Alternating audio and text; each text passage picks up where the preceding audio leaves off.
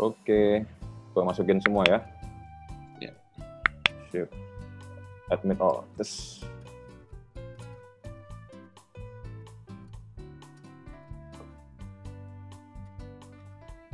Gila.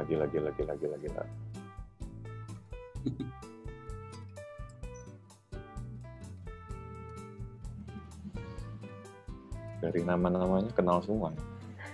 Iya makanya, ini 90% pasti kenal.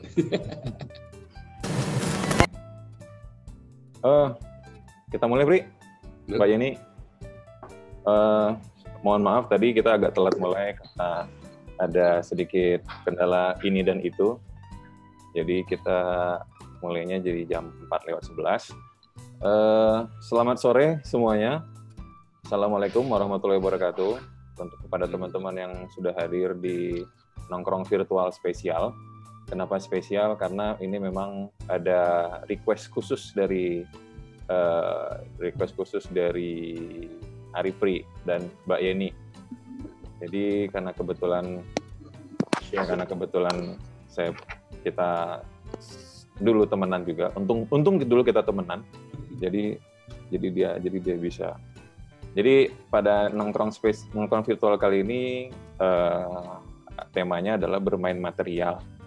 Mungkin nanti akan lebih dijelasin sama Yeni. Cuma kali ini kita memperingati juga 1 tahun meninggalnya, duluan berpulangnya senior kita, teman baik kita, sahabat kita juga, Oki Kusprianto dari Apta Studio.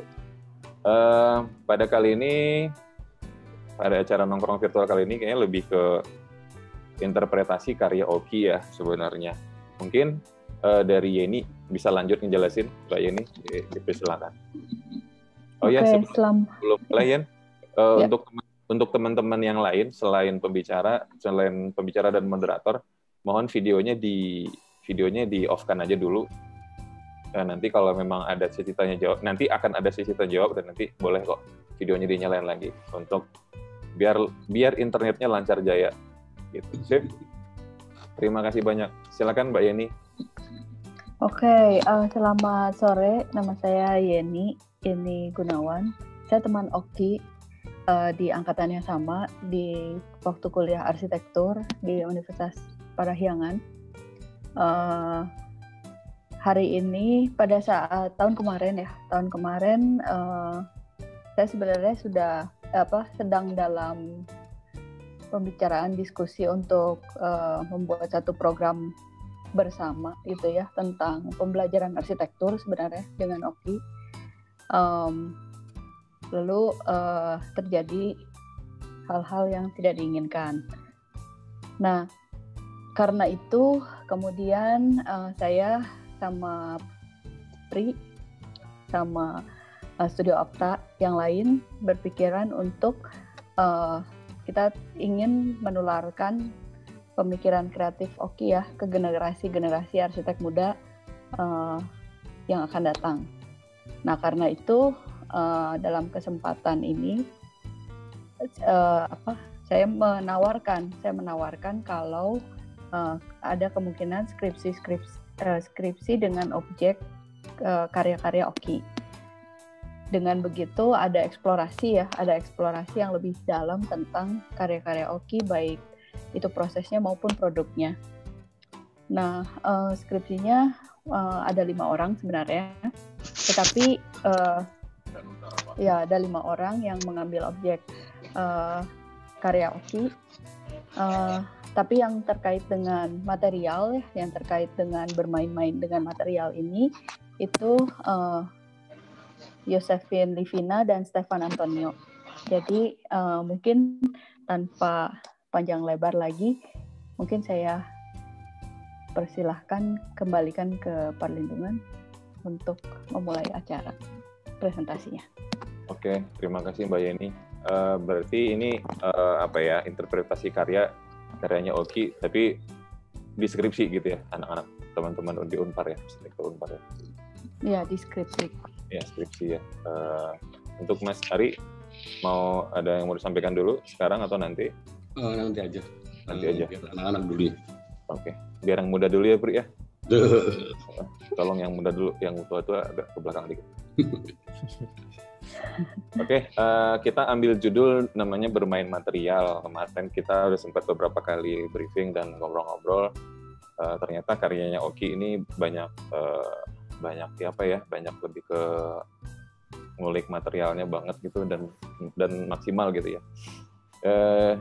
Stefan dan Josephine itu akan mencoba mengulik dari dua karya Oki. Satu itu Warung Cita Rasa di Lembang, satu lagi Warung Pengepul Kayu. Nah, seperti apa nanti bermain material seperti apa yang bermain material seperti apa yang ada di project itu masing-masing, dan masing-masing project itu memang punya ciri khasnya masing-masing kali, dan itu sudah diulik sama teman kita dari mahasiswa Unpar. Yang pertama siapa? Stefan atau Josephine? Ya, saya aja. Oh, siap. Pakai gue juga boleh. Aja ya, biar. Selalu berani aja. Oke, silakan. Nah, jadi hari ini gue mau bawain tentang salah satu karya Pak Oki nih, Warung Pengepul Kayu, yang kebetulan juga jadi objek skripsi gue. Nah, sedikit data dulu ya kali. Nah, jadi Warung Pengepul Kayu ini sebenarnya sebuah kafe nih di bagian Bandung Selatan, tepatnya Jalan Pagarsi, dan baru selesainya sebenarnya tahun 2019. Nah, jadi apa sih yang menarik tentang Warung Pengepul Kayu sebenarnya? Nah, Warung Pengepul Kayu ini sebenarnya dulunya tuh di tempat yang sama ini adalah gudang kayu. Jadi pemiliknya Pak Tony Hismawan yang sekaligus juga kontraktor dari proyek ini, itu sebenarnya kontraktor bongkar bangunan juga, dan bahan-bahan bekasnya dulu tuh sukanya disimpan di sini. Nah, jadi yang bikin menarik tentang Warung Pengepul Kayu ini juga sebenarnya 90%, sekitar 90% lah ya, proyek ini tuh dibangunnya pakai material bekas yang ada dari kayu, bata bekas, genteng bekas, baja bekas, marmer, tegel, dan bahkan sampai kabel-kabel sampai rumah lampunya itu juga pakai bahan bekas juga. Nah, ini suasana Warung Pengepul Kayu bisa dilihat chill ya. Dan sebenarnya gue suka sih sama Warung Pengepul Kayu ini dari suasananya. Dan sebenarnya untuk taruh ke kata-kata menurut gue agak susah, cuman mirip. Gue juga baru tahu nih kalau Pak Oki almarhum juga sebenarnya ada hubungannya sama Kineruku ya. Dan gue ini juga sebenarnya suka Kineruku kan. Dan menurut gue ini sebenarnya ada benang merah yang sama antara Warung Pengepul Kayu sama Kineruku, meskipun nggak gitu jelas. Mungkin kata yang lebih tepat kayak humble gitu ya arsitekturnya. Kenapa? Lebih kayak humble gitu. Apa? Humble. Nah, jadi buat yang nggak tahu, Kineruku ini ada kayak taman baca di Bandung, di Hegarmanah lebih tepatnya, yang juga diprakarsai oleh almarhum Oki Kusprianto. Nah, yang menarik dari objek ini juga itu sebenarnya pas proses membangun ini nggak pakai gambar kerja, jadi cuman sketsa-sketsa simpelnya. Ada contoh beberapa sketsa buat bagian mejanya sama cermin di wastafelnya, dan kan menggunakan banyak material bekas. Yang menariknya juga itu sebenarnya sebagian besar dari material bekas ini tuh digunakan fungsinya tuh dialihfungsikan. Jadi misalnya genteng nih paling kelihatan kan, genteng kan biasa buat penutup atap nih, tapi di sini dipakainya nggak cuma sebagai penutup atap tapi sebagai pengisi dinding juga, yang kayak batu bata kan jatuhnya. Dan untuk menjadikan kayak gitu sebenarnya selama proses perancangannya juga dilakukan eksperimentasi sih. Jadi dicobain apakah ini bisa dilakukan, kuat atau enggak, segala macam kayak gitu. Nah, di skripsi gue sebenarnya juga dibahas kayak ada namanya kategori penggunaan ulang yang sebenarnya didasari oleh buku yang ditulis sama Mark Gorgolewski. Jadi sebenarnya penggunaan ulang material bekas dalam bangunan tuh ada dibagi 4 kategori di sini. Jadi ada yang pertama tuh penggunaan bangunan existing, penggunaan ulang. Yang kedua relokasi bangunan. Yang ketiga menggunakan ulang material bekas dari bangunan. Dan yang terakhir menggunakan material bekas yang bukan dari bangunan. Dan sebenarnya dan yang ditemuin di sini tuh sebenarnya ada 3 macam, yaitu yang penggunaan bangunan existing ulang, terus juga penggunaan ulang material bekas dari bangunan, dan penggunaan ulang material bekas yang bukan dari bangunan. Lebih detailnya di sini nih, misalnya yang bagian kanan atas nih ada detail dari genteng bekas yang digunakan sebagai pengisi dinding. Nah di kiri juga bisa dilihat nih ada counter barnya. Bagian bawahnya juga menggunakan material yang sama. Nah tabletopnya ini sebenarnya pakai marmer bekas lantai dari bangunan bekas gitu. Terus kayak batu bata di belakang, di background itu juga batu bata bekas. Terus yang sebelah kiri kan dindingnya kayak kayu gitu. Itu semacam cladding yang menggunakan material kayu dari kusen bekas. Nah ini juga adalah satu ornamen di warung popol kayu ya, dari kayu bekas. Di sini dibikin menjadi pajangan gitu sih, pajangan bentuknya Indonesia dan ada sebenarnya bentuk outline-nya tuh kujang. Nah dan ada lagi di sini yang paling menarik tuh yang paling sebelah kiri ini dari kayu bekas bekisting.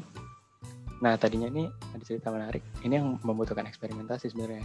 Jadi ini awalnya struktur bangunannya mau digunakan pakai kayu bekas bekisting ini, dan akhirnya dijadiin ornamen yang digantung di atasnya ini.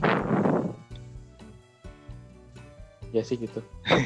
Terus yang sebelah kanan ini ada furniturnya bahkan juga pakai bahan bekas, kayak contohnya kursi ini, kursi kecil ini itu pakai daun pintu bekas yang digabungin gitu kan. Terus yang mejanya tuh juga dari baju bekas. Jadi beneran banyak banget barang bekas yang bisa dipakai. Nah, sebenarnya slide itu cuma sampai situ. Cuman di sini yang mau gue sampaikan sebenarnya apa ya?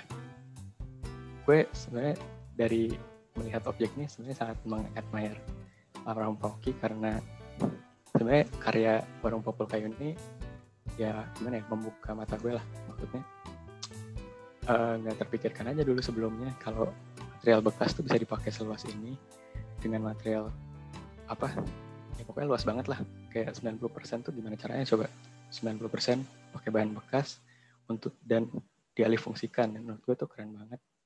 Dan juga apa ya, pendekatan almarhum Pauki dalam mendesain ini bisa dibilang cukup unorthodox lah ya. Maksudnya kalau kita pakai metode desain yang standar-standar aja, menurut gue hasil kayak gini nih nggak bisa tercapai aja sih. Ya jadi kira-kira itu sih presentasi dari gue. Oke Van, itu dari Stefan udah cukup presentasinya dulu. Oke, kita lanjut dulu ke Josephine ya. Nanti kita baru buka sesi tanya jawab. Silakan Josephine.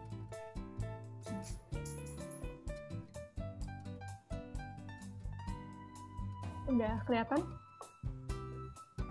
Sudah. Siap. Ya, selamat sore. Jadi sini sebenarnya saya mau jelasin Warung Cita Rasa Lembang yang jadi objek skripsi saya. Sebenarnya nggak jelasin skripsi juga sih, cuman tentang lebih ke Warung Cita Rasanya aja. Jadi ini data proyeknya, yaitu Warung Cita Rasa. Arsiteknya Pak Oki dan juga Pak Pri. Dibangunnya tahun 2017, selesai 2018, jadi masih fairly new juga. Saya dijelasin sambil lanjut aja. Jadi ini ada di sebelah kanan tuh side plan-nya. Jadi sebenarnya fungsi bangunan ini tuh sebagai buffer dari rumah yang ada di belakangnya. Jadi waktu awal tuh dibilang kalau misalnya konsep bangunan itu adalah menjadi pagar dari bangunan yang ada di belakangnya. Jadi makanya dia melintang sepanjang si tapak ini. Dan tapi walaupun pada akhirnya juga tetap dibikin pagar lagi di depannya, tapi Itu karena masalah safety yang ada belakangan. Kemudian ini foto lebih lanjutnya lagi. Jadi itu kalau kita masuk ke dalam, sebenarnya bangunannya simple. Dia seperti buffer, dia seperti pagar antara ruang yang ada di jalanan di depannya dengan rumah yang ada di belakangnya. Kemudian ini bagian yang sebelah kanan itu ruangannya. Dia, jadi ini kita bisa lihat dindingnya. Ini sebenarnya belum di finishing. Ini saya dapat fotonya dari Pak Pri. Jadi ini dindingnya tuh menggunakan GRC. Habis itu si kolomnya ini menggunakan besi pipa 3 inci. Kemudian atapnya sebenarnya menggunakan multiplex. Sang penutup atapnya itu alderon. Jadi alderonnya itu ada yang hitam ada yang putih kan. Yang putih itu sebenarnya transparan biar cahaya mataharinya itu masuk. Kemudian yang hitam itu biasa alderon itu. Kemudian ini juga ada foto-foto lainnya. Jadi itu di pondasinya itu pondasi tapak dari batu. Kemudian sebenarnya dindingnya juga mirip lah bata, GC, terus ada kusen aluminium. Jadi sebenarnya dindingnya itu semuanya transparan kecuali yang bagian ini yang di kanan itu adalah bagian di kantor notaris yang cuma satu ruangan gitu. Nah ini tuh sebenarnya bagian yang paling saya suka dari si Warung Cita Rasa ini karena begitu kita masuk ada si surprise-nya lagi karena dari luar sebenarnya dia lihat simple kan ya. Tapi begitu kita masuk ke dalam itu dia seperti ini tuh seperti kejutan aja lah.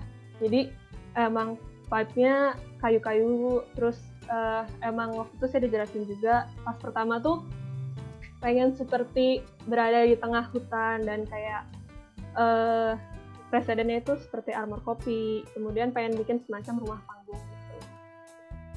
Nah, terus sebenarnya pas saya lihat ini, saya ya keingetan dengan, jadi ada satu fenomena atau satu tren sekarang ini tuh muncul arsitektur yang menggunakan kayu itu mulai banyak sekarang tuh jadi satu tren di negara-negara Asia Tenggara, khususnya Indonesia juga. Terus tapi saya baru dengar sih ada istilahnya yaitu woodified. Ini saya baru dengar dari Pak Pri juga beberapa hari yang lalu. Nah, tapi sebenarnya fenomena ini tuh sebenarnya di Indonesia iya banyak kayu, tapi harga kayu itu sebenarnya mahal dan sebenarnya kualitasnya juga rendah dan maintenance-nya sebenarnya mahal. Jadi di sini yang dilakukan itu eksplorasi menggunakan multiplex. Ini jadi si struktur atap ini menggunakan multiplex 1,2 cm. Jadi ini tuh salah satu eksperimennya. Jadi ini si rangka ini saya sebutnya sih sebagai rangka atap anyaman sirip.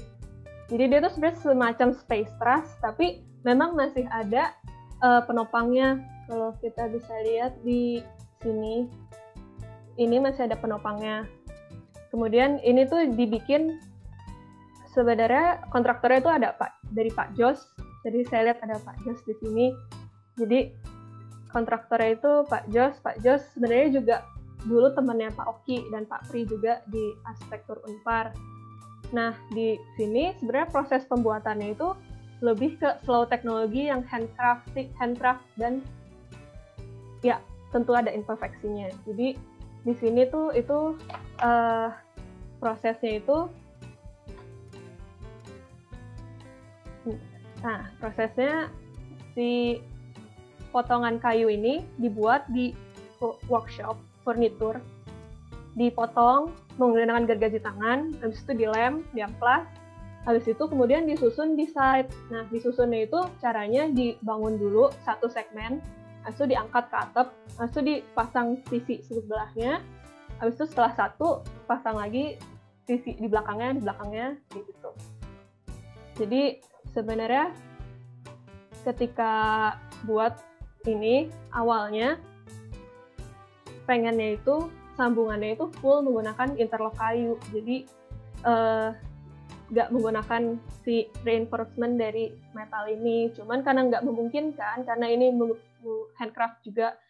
Terus kalau misalnya kita lihat di foto yang paling kanan itu tuh ada, ini tuh sebenarnya garis ini nggak lurus, dia rada-rada belok-belok gitu karena memang handcraft dan beda seperti si gambarnya, karena harusnya tuh lurus, dan tadinya mau dibikin juga ada list plank di sini, tapi karena nggak lurus juga kayaknya nggak bisa. Kemudian pas Pak Oki dikasih lihat gambar ini, dia bilang, oh ya udah nggak apa-apa gitu aja, udah bagus kok. Memang ada apa ya, ada modifikasi dan kayak desain tambahan gitu. Sebenarnya ini juga bukan dari Pak Oki-nya, maksudnya dia dari usul dari si kontraktornya Pak di sini.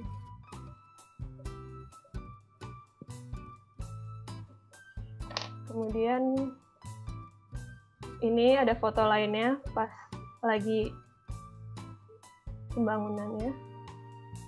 Nah, kemudian setelah saya pelajari lebih lanjut lagi, saya tahu lebih banyak lagi, ternyata proses mendesain si warung Cita Rasa ini menggunakan BIM. Jadi pas awal itu si Pak Oki ada ide untuk membuat seperti ini. Ada sebagai buffer, terus mempunyai eksplorasi dengan kayu. Terus dia langsung menggunakan modeling dengan BIM. Ini saya tahu dari Pak Pri juga. Jadi menggunakan ArchiCAD.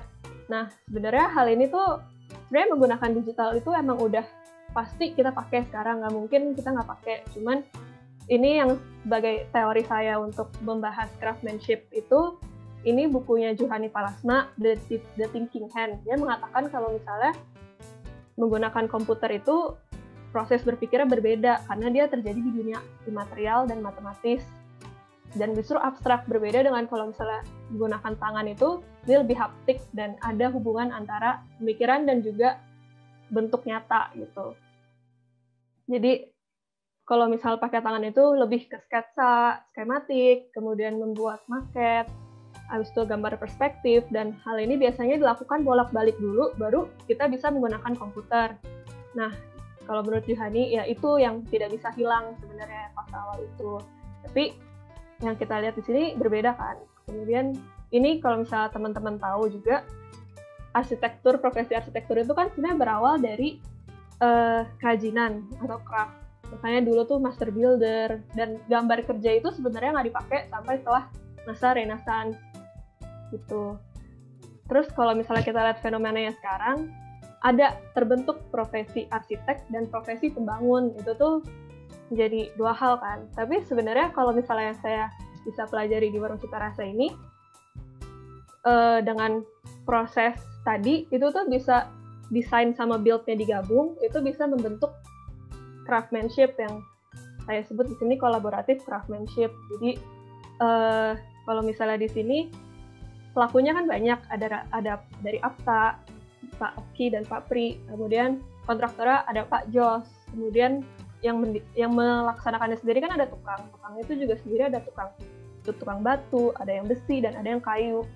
Kemudian dari sini yang bisa saya ambil itu sebenarnya mereka di sini semuanya bisa melaksanakan craftsmanship ini karena adanya yang pertama itu same vision.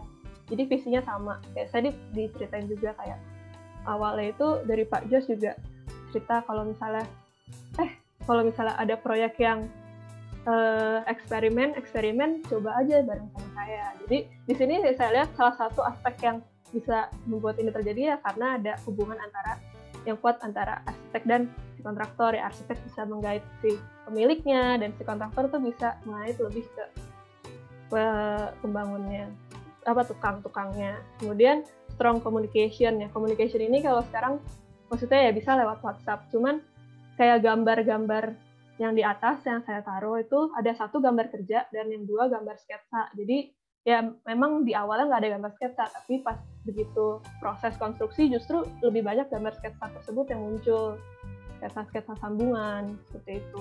Kemudian hal ketiga yang penting di collaborative craftsmanship itu adalah shared knowledge. Jadi semua pelaku ini punya pengetahuan yang mirip lah, walaupun keterampilannya memang beda-beda. Jadi pengetahuannya itu ya statika dasar, pengetahuan tentang material, dan pengetahuan tentang konstruksi yang umum gitu.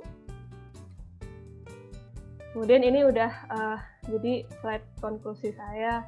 Sebenarnya ya kalau ditanya, sebenarnya saya juga nggak pernah ketemu dengan almarhum Pak Oki sendiri. Cuman kalau menurut saya yang itu tuh benar banget, saya bisa merasakan banget kayak di sini tuh ada cerita dan ada konsep dan pemikiran. Maksudnya yang saya dapat sih cerita kolaborasinya sih yang kuat di sini. Di balik mereka juga, maksudnya tidak ada tren, tidak mengikuti tren juga sih. Kalau walaupun saya di sini saya sebut itu ada woody vibe-nya, tapi kayak di proyek-proyek lainnya tuh banyak yang misalnya kayunya yang besinya yang di-explore dan yang lain-lain gitu. Jadi kalau dari saya gitu sih. Keren. Terima kasih Josephine atas presentasinya tadi, keren. Sebelum kita masuk ke sesi tanya jawab, Mas Arifri boleh kasih tanggapan sedikit Mas Arifri tentang bermain material, Pri? Ya, terima kasih. Nama saya Ari. Kebetulan saya satu kantor dengan almarhum Oki ya, di APTA, jadi sekarang yang melanjutkan APTA gitu. Jadi kebetulan itu ya, kemarin ketemu dengan anak-anak muda ini yang punya semangat yang luar biasa, terus difasilitasi oleh Ibu Yeni di skripsinya, coba mengangkat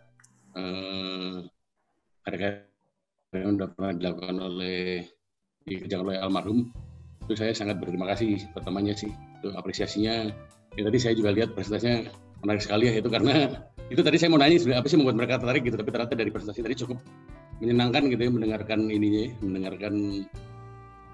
mendengarkan ya apresiasi mereka terhadap karya-karyanya gitu. Ini mungkin sekalian ini ya, ini kebetulan di pengunjung di partisipan ini ada Andre juga, jadi kebetulan ini Andre kakaknya Oki. Andre boleh dibuka ininya video sama mic-nya. Jadi kebetulan yang melanjutkan APTA, yang melanjutkan karya-karya Oki sekarang tuh saya sama Andre. Ya, selamat sore semuanya. Sore Mas. Sama sore. Jadi gue dulu ya, coba ini. Tadi gue makanya cukup apa yang emang yang yang gue dapetin dari apa yang gue jalan selama ini sama si Oki udah cukup dipresentasikan juga sama teman-teman dari Unpar ini ya. Ya terutama sih sebenarnya emang masalah kesenangannya itu ya. Jadi si Oki itu emang seneng banget mendesain. Itu yang kenapa dia cukup diapresiasi juga sama klien-klien ya gitu. Klien-klien kita itu sangat senang karena si Oki itu sangat mencintai si desainnya gitu. Semua karya dia melakukan dengan senang gitu. Nah, salah satu cara mencari kesenangannya itu adalah pasti harus menemukan orang-orang yang punya visi yang sama gitu. Jadi kalau ini kayak susah nih, ketemu orang yang udah mikirnya susah, malas nih. Nah kebetulan kebetulan di 2 proyek itu, contoh yang tadi ada Pak Tony dengan Joshua sebagai kontraktor ya, itu 2 orang yang cukup kuat gitu ya visinya dan mau kita ajakin susah gitu. Nah, kalau udah ketemu orang-orang yang satu visi itu, kesenangan-kesenangan itu kan selalu berjalan terus gitu. Jadi akhirnya keluar karya-karya yang ajaib sih sebenarnya. Itu salah satu yang awal yang kuat sekali bisa ya, sehingga bisa bermain-main lah ya. Kita kan pengambil judulnya si bermain dengan material itu. Jadi si bermain-main dengan material ini emang benar sangat didukung oleh orang-orang yang ada di dalamnya gitu. Timnya, ya partnership-nya gitu. Jadi si kolaborasinya ini akan sangat terasa di karyanya gitu. Karya akan bagus kalau si orang-orang ini juga punya visi yang sama gitu. Itu tadi terlihat di yang presentasi yang udah kalian sampaikan sih. Ya terima kasih, ternyata tertangkap juga ya itu ya. Si Pak Jos itu Joshua juga ada di sini. Jos boleh nyalain juga Jos. Mana Mas? Coba tolong disapa Joshua. Om Joshua tuh. Jadi yang ikut pusing juga gitu, kita kasih gambar gimana cara ngerjain, sok lu pikirin Jos. Gimana caranya? Ada Om Joshua ya? Udah hilang. Udah nggak ada sekarang. Joshua Alfasan ini bukan? Oh ya betul. Mas Joshua mau ngasih tanggapan sedikit tentang proyeknya Mas? Dan yang dipresentasikan tadi?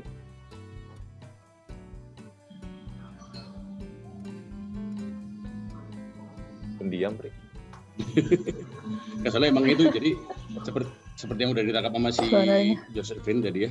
Emang waktu itu lumayan banyak ya terasa banget kolaborasinya karena itu semua harus dipraktekkan. Jadi secara teori si Oki bikin desain awalnya, tapi di lapangan kita mempraktekkan itu karena ini belum pernah dicobain nih gitu. Dan tidak ada hitungan struktur, dengan tidak ada teori yang mendukung lah dalam pemilihan material juga kita cobain gitu. Karena kan ya motivasi awalnya adalah kita nyobain material yang berbeda ya. Itu salah satunya adalah si multi itu biasa dijadikan penutup gitu ya, coba kita jadikan struktur sekarang gitu. Itu motivasi. Nah, itu harus kolaborasi dengan orang yang bisa nyobain gitu. Kemudian si Jos dengan timnya support kita untuk ya cobain deh gitu. Ini mesti cobain sih gitu. Terus kayaknya yang sangat perannya cukup besar juga keterlibatan si kontraktor di proyek ini gitu. Berarti Pri, tadi si Josephine sama Stefan kan itu mengulik karyanya Oki ya, dan karya Apta Studio gitu ya Pri ya. Dan itu menurut lu kan cukup berhasil lah untuk menguliknya gitu. Ini kita boleh nggak kita buka sesi tanya jawab buat teman-teman yang boleh. Yang ada di sini Pri, mana tahu ada yang mau ditanyain. Teman-teman boleh langsung aja itu mic-nya boleh di-unmute aja langsung. Kalau malu-malu boleh titip di kolom chat aja nanti ditanya. Nanti kita tanyain.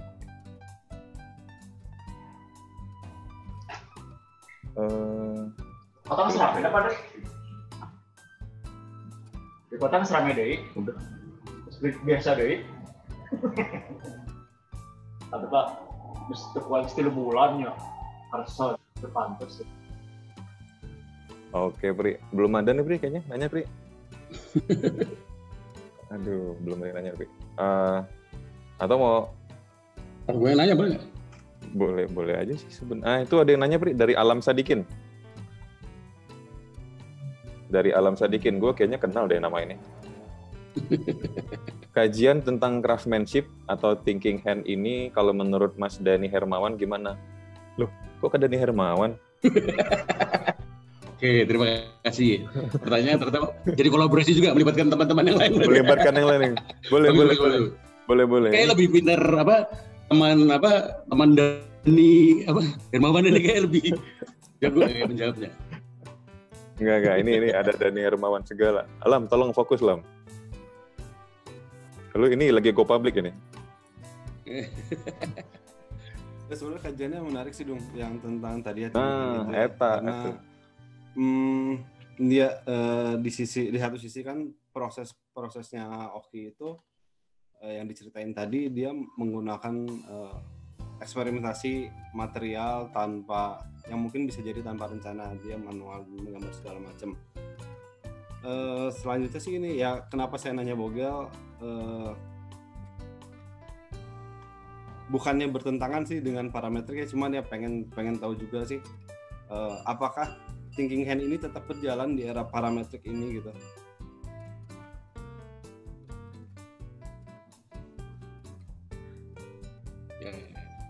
Oh gitu. Jadi ya itu coba lu ngobrol sama ini dulu deh, sama Ari Pri dan dari teman Apta Studio tentang itu. Nanti mungkin Dani bisa kasih komen sih. Oke. Itu emang ini cukup apa? Kalau mau nanya Dani Bogel nanti kamu WA aja kamu. Soalnya gue lebih sering ngobrol sama Ari Prianto ini daripada sama Dani Hermawan. Oh gitu. Ya. Jadi ngapain gue jawab berarti? Coba Mas Dani siapa tahu bisa membantu saya, Mas Dani. Silakan. Tanggapan dari Ari Pri dulu deh, dari Apta Studio dulu gimana? Ya, tapi benar sih. Jadi kalau dari kita sama itu sifatnya pertanyaan. Jadi kita masih di level pertanyaan yang si Alam pertanyakan ini sih sebenarnya. Kebetulan waktu itu emang dapat jawabannya kebetulan dari sedikit gambaran itu dapat jawabannya dari saudara Dani Hermawan itu sebetulnya. Ini memang masalah parametrik itu kan. Sebenarnya sih pada prinsipnya jadi konseptualnya itu sudah kita jalankan sih sebetulnya, tapi emang kasar itu masih manual ya. Manualnya itu benar-benar di semua prakteknya sih. Yang mulai dari awalnya aja kasar gini. Yang ya banyak terakhir itu sih Oki malah jauh lebih sering pakai sketsa daripada pakai program 3D ya gitu ya. Jadi pengen ngejar itu benar-benar dapat si nyawanya gitu. Tapi dengan emang konseptualnya sebenarnya sih yang desain-desain yang kita harapkan bisa jadi si parameter itu. Tapi keterbatasan sih, gue bilang sih bukan masalah keterbatasan ya, tapi emang ketidaktahuan sih awalnya. Jadi ini kira-kira nyampe ke sana gimana caranya ya gitu ya. Kemarin terakhir ngobrol dengan Mas Dani itu emang kan mau nggak mau nih gitu. Ya, antara kita mengikuti atau kita partner dengan orang yang sudah mengerjakan si parametric design ini, ya atau ya kita jadi posisi yang higher gitu. Tapi tetap hasilnya kan sebenarnya kan tetap berlainan masalah ide dasar dan pemikiran dan konsepnya kan sebenarnya kan itu. Ya. Selama bisa dituangkan ide dan gagasan di manual dulu, nanti akan ada teman-teman yang support untuk menerjemahkan itu jadi sebuah parametric design gitu. Nah itu kemarin sih pembicaraan terakhir dengan Mas Dani seperti itu. Ya Lam ya, kan itu ya kita Pri, ini sebelum ada yang nanya selanjutnya, Pri, gue pengen tahu juga sih, apakah desain dengan pemakaian barang bekas itu apakah karena budget klien atau memang kliennya minta seperti itu, atau memang pinter-pinternya arsitek aja, Pak, ini pakai barang bekas aja Pak biar keren atau gimana? Nah, itu tidak kalau untuk konteksnya sih berbeda-beda ya. Jadi tidak semua punya satu alasan dan latar belakang yang sama. Kebetulan tuh tadi studi kasus yang diambil oleh si Stefan itu kebetulan pemiliknya adalah kontraktor satu, kedua adalah emang dia adalah pengepul barang bekas. Gitu. Okay.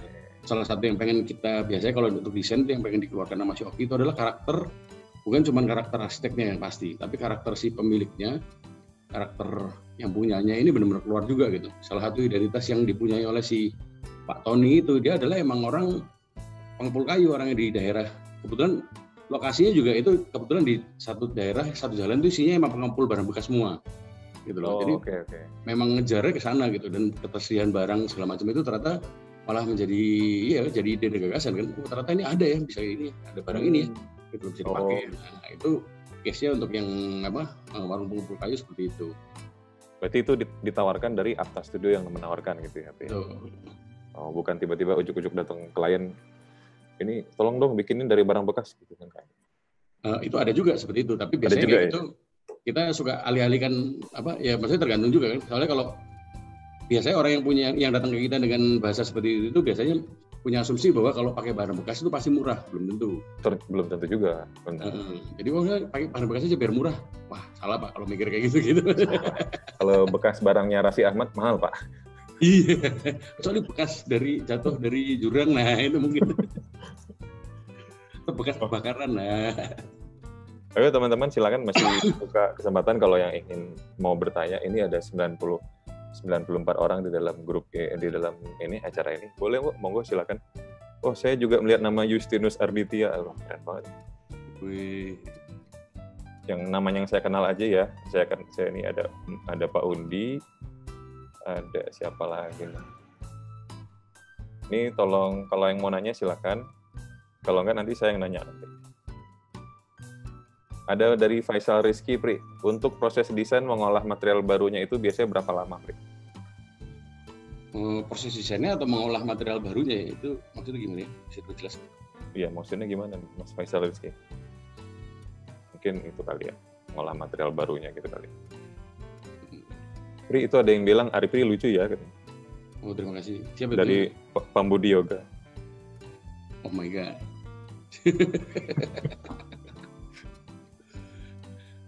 Mungkin kalau yang buat material, jadi sebenarnya gini, kita malah jarang pakai material baru sih, tapi kita mungkin material yang pada umumnya dicoba dipakai untuk sementara ini yang bisa kita lakuin ya. Jadi material yang ada, tapi kita coba mungkin fungsinya berbeda gitu. Jadi kegunaannya gitu atau posisinya. Ya contoh tadi kan kayak genteng tadi itu kan jadi dinding ya. Jadi dinding gitu, karena itu banyak banget di gudang, barang bekasnya banyak banget. Terus kemudian emang genteng tanah liat itu udah untuk dijual lagi udah susah sekarang gitu.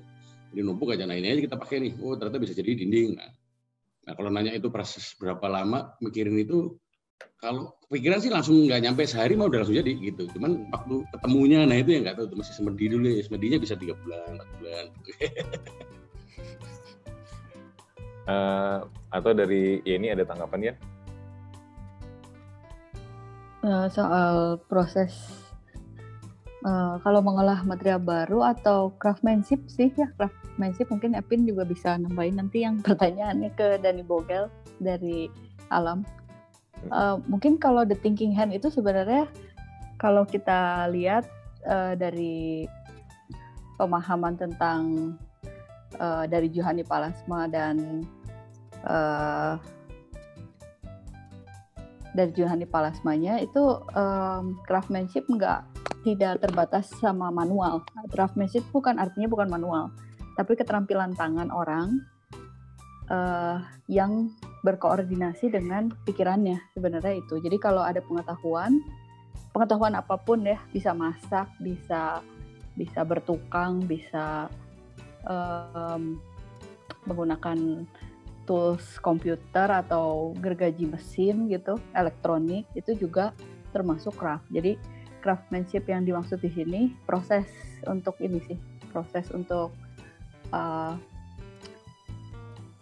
dari pengetahuan ke keterampilan gitu.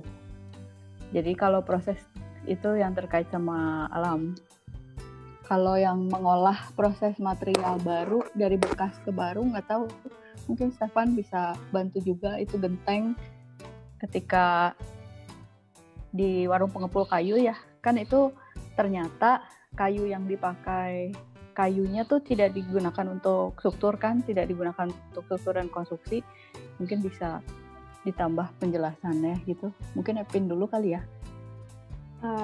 Iya, kalau yang tadi Pak Alam tanya, emang kan Juhani Palasma kan ngeluarin buku itu 2009. Terus maksudnya sampai sekarang teknologinya juga udah banyak berubah gitu. Sekarang ada yang bisa digital tuh nggak cuman kayak yang dia omongin tadi, makanya kayak saya sebutnya tadi adaptasi. Mungkin jadi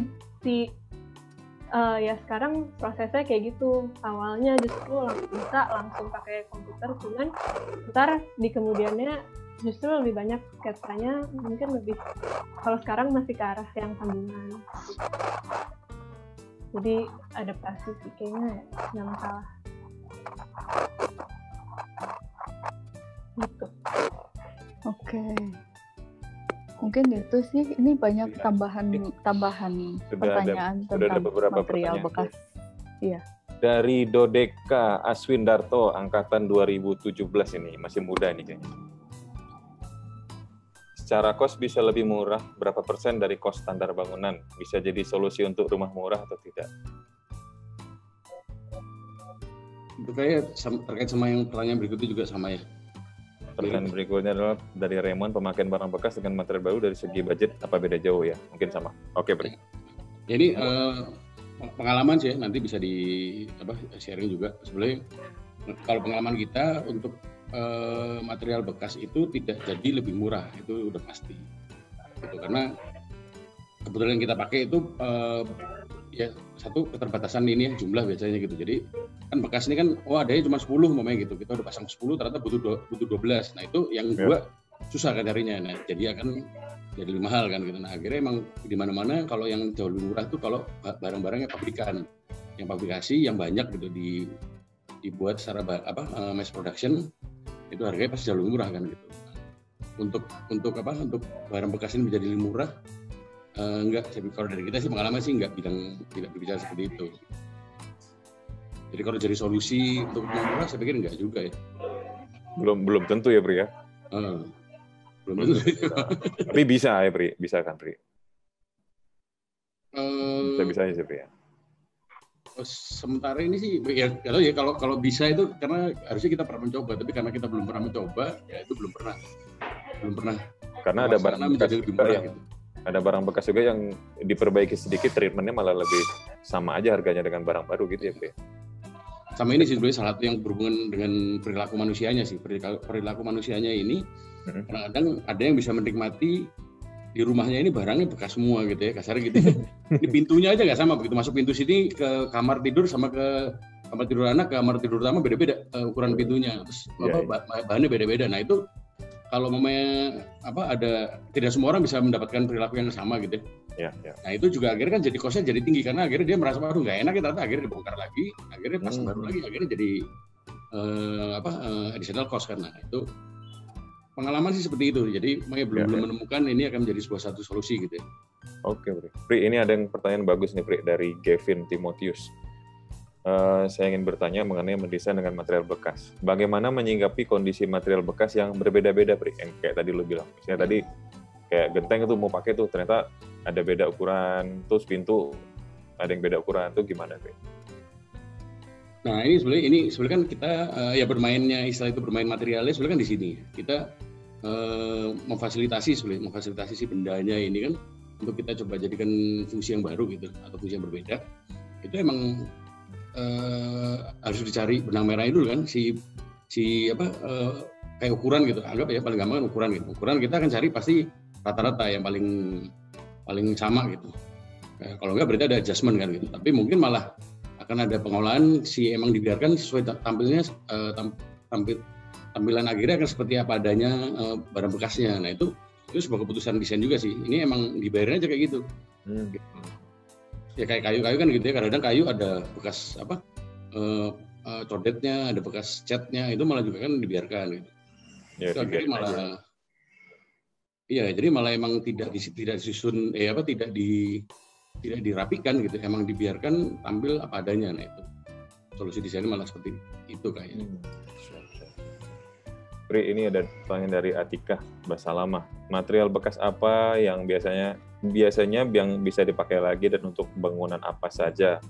Bangunan untuk diterapkan di bangunan tuh di mana saja gitu? Apa aja bisa kali, Pri ya? Iya, apa aja juga bisa sih. Mungkin teman-teman yang lain mau bantu, ada yang mau bantu jawab? Ya, mungkin dari adik-adik mahasiswa ini, dari hasil. Oh, si Stefan nih mesti setelah lihat apa? Setelah lihat ini. Setelah lihat apa namanya yang di Warung Pengumpul tuh kayak lebih banyak tuh. Ini jawabannya banyaknya dari situ sih. Halo. Dodeka tuh mau ngomong kayaknya. Halo. Mau nimbrung aja sih. Apa kabar, Dok? Apa kabar semua? Apa kabar Dodeka? Jadi gede banget ya. Ini 2017. Pengen ngobrol aja, Pria. Ini buka dong rambutnya. Jadi visi beneran lagi dibuka rambutnya, anjir, bercanda gitu. Masih nurut itu menarik banget sih ini dua karya ini. Tapi visi dulu Oki sama kalian untuk membangun ini tuh kemana ya? Kalau misalnya, maksudnya mungkin ada bigger vision yang kan kalau murah nggak gitu, apa cuman eksplorasi material atau mau ada membuat aliran arsitektur baru dengan bahan bekas gitu. Ada visi gedenya nggak gitu? Nah, visi gedenya itu sebenarnya sudah dicantumkan oleh mereka berdua ya. Mereka ngambil tema untuk presentasi hari ini itu adalah untuk yang Warung Cita Rasa itu adalah Woodified ya, Woodified. Dan yang Warung Pengumpul Kayu itu adalah Second Life. Mungkin bisa ceritain dikit Pin sama Evan itu kenapa milih itu sebenarnya itu sih visinya. Nah, jadi kalau yang saya tahu ya sebenarnya Second Life ini maksudnya menghidupkan lagi material bekas yang mestinya udah biasanya nggak terpakai lagi kan, cuman di sini dipakai lagi untuk dikasih seolah-olah kayak kehidupan kedua lah, maksudnya dengan fungsi yang berbeda juga. Jadi maksudnya yang berbeda lagi, jadi nggak terlihat bekas juga, tapi material bekas itu sebenarnya ada ciri tersendirinya yang kayak udah terkesan terpakainya tapi bukan bekas gitu istilahnya, karena fungsinya yang dipakainya beda tuh menurut gue sih ada efeknya. Jadi maksudnya kalau misalnya kita pakai genteng bekas jadi genteng lagi tuh kan kadang kayak ini gentengnya bekas nih atau udah tua. Tapi di sini dimana genteng bekasnya dipakai sebagai dinding, maksudnya fungsinya berbeda, tetap ada vibes bekasnya ini, tapi digunakannya dengan cara yang lebih fresh aja sih. Gitu. Kalau Epin, gimana Pin? Sebenarnya sempat nanya juga sih ke Pak Pri kayak gimana, apa sih sebenarnya mungkin ada nggak sih filosofi atau kayak visinya si dari Apta ini kan. Cuman memang sebenarnya lebih ke eksperimen tadi sih, kayak jadi yang mungkin yang bisa mengikat proyek-proyeknya kalau yang saya lihat juga mungkin lebih ke kontekstualitas di bangunan itu, kemudian ditambah sama interest saat itu tuh apa, kayak sebenarnya Gupondoro salah satu bangunan asli juga yang dia bereksperimennya sama besi, jadi besi kayak gitu. Jadi mungkin kalau yang saya tangkap sih visinya itu lebih ke eksperimen tadi, bermain dengan, tapi tetap kontekstual dan sesuai budget. Boleh dikit terusin ya? Iya. Apakah betul Kalau- seperti itu, Pri? Ya, Dek, terus, Dek. Mana Pari? Kalau ya juga ini kan udah ada seperti ini. Kedepannya ada diterusinkah, arahnya ada arah kemana gitu dari studi apa? Karena ini kan baru nih, menarik banget gitu. Tapi ada tujuan, apakah ini bagian kemana nggak? Apakah misalnya jadi tren baru atau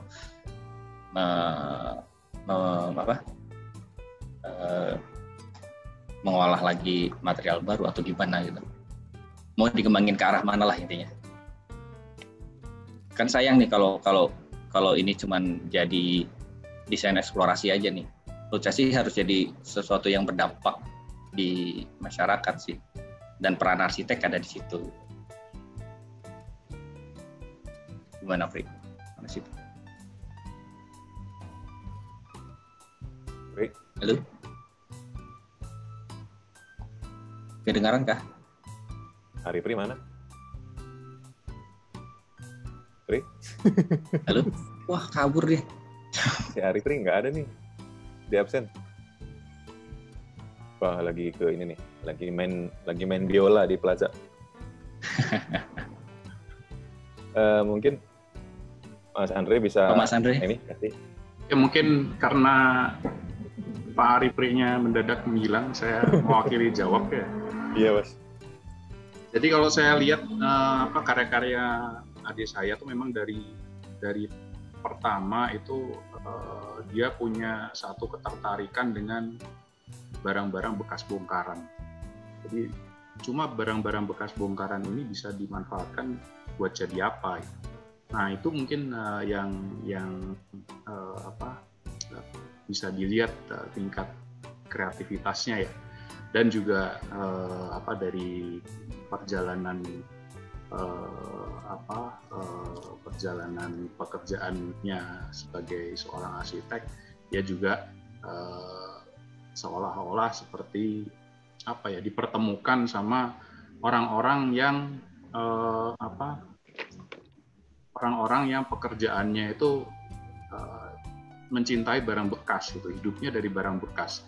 Seperti contohnya misalnya waktu dia di Dusun Bambu itu dia ketemu dengan salah satu pengepul kayu khusus di Lembang.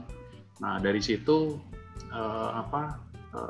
dia dapat material bongkaran parket jati bekas dari rumah tua, itu dipakai di rumahnya di Gupondoro. Nah, terus kebetulan juga dia ketemu dengan Pak Tony yang juga salah satu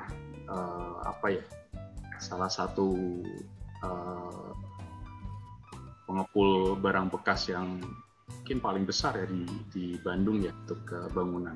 Nah dari situ dia juga cocok gitu ya. Jadi kayak seperti ikan dapat kolamnya gitu. Kayak seperti arsitek dia dapat mainan, dia juga punya hobi main Lego ya. Jadi dia melihat bahwa ini material yang sudah ada ini bisa jadi apa gitu. Nah, mungkin di situ yang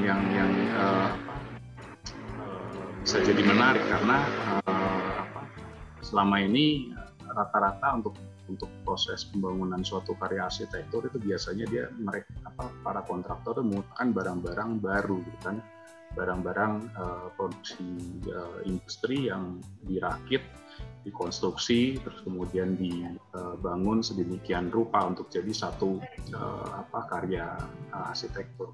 Nah mungkin betul juga, jadi bisa jadi ini salah satu hal yang yang kami temukan bahwa ini bisa jadi menarik gitu ya, karena ya mungkin nggak cuma di mungkin nggak melanjutkan mungkin kita memanfaatkan sesuatu yang orang rata-rata sudah tidak mau pakai, tapi sebenarnya kalau kita coba berpikir lagi, ini bisa jadi sesuatu yang lain gitu. Nah, ini kan salah satu proses kreatif juga ya yang kita mungkin bisa kembangkan, karena ya nature untuk berpikir membuat suatu bentuk konstruksi, bentuk karya desain arsitektur, tapi kita memanfaatkan apa yang sudah ada gitu, atau apa yang kita bisa selamatkan dari bekas-bekas bongkaran. Makanya waktu untuk warung pengepul kayu itu waktu tahun lalu di Bandung Design Biennale kita angkat dengan judul Second Life. Jadi seolah-olah ini barang yang sudah selesai dibongkar, orang biasa buang, barang yang mungkin tidak orang melihat sebelah mata gitu ya, orang melihat bahwa ini sampah, itu bisa kita manfaatkan gitu ya, walaupun dengan ya kita mesti lihat juga ya kondisi barangnya seperti apa, terus kemudian jumlahnya cukup atau enggak, kemudian appropriate enggak dengan